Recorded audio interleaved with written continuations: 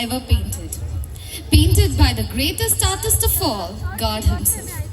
He carefully chose the most vibrant colors to paint the stunning beauty that we see all around us.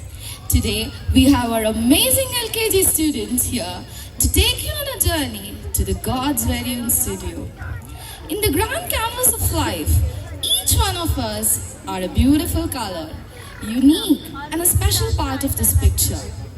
We have a wonderful responsibility, that is, to paint the world with love, joy, and peace. All that we have to do is to trust in the Lord, let Him guide us, and make our own unique colors to shine through.